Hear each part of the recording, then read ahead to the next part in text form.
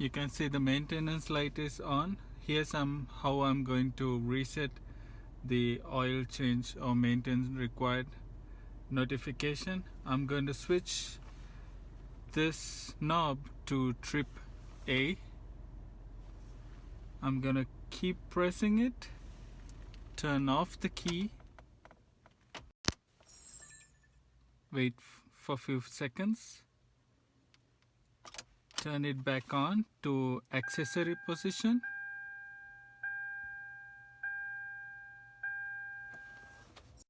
and it's reset.